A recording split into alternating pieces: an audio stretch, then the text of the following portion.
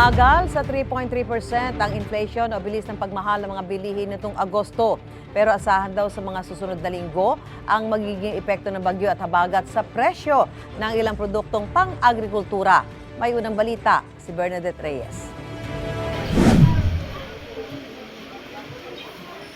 Matapos ang halos sunod-sunod na pagbilis ng pagmahal ng bilihin mula Enero at pagpalo pa sa 4.4% inflation nitong Hulyo, bumagal na ang pagmahal ng bilihin sa 3.3% na lang nitong Agosto. Nakahila ang pagbagal ng pagmahal ng pagkain tulad ng bigas at pagbagsak ng presyo ng ilang gulay at isda. Nakatulong din ang pagbagsak ng presyo ng langis at pamasahe sa barko. Kung mga rehiyon ang pag-uusapan, pinakamabagal ang pagmahal ng bilihin sa Ilocos Region habang pinakamabilis sa Davao Region.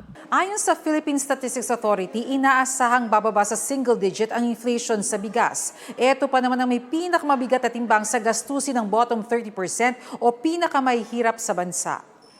Sa ngayon ay unti-unti nang bumaba ang presyo ng bigas. We hope to see bigger drops in the coming months, no, particularly September, October.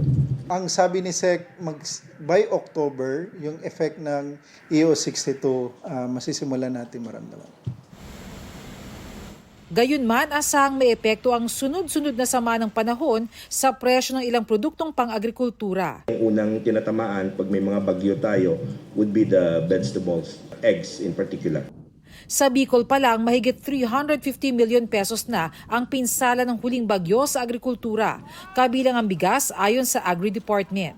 Hinihintay pa ang ulat mula sa ibang rehiyon. Hindi pa naman tayo lumalampas doon sa annual na losses, especially for rice. Ito ang unang balita, Bernadette Reyes para sa GMA Integrated News. Mga kapuso, para una ka sa mga balita, mag-subscribe sa GMA Integrated News sa YouTube.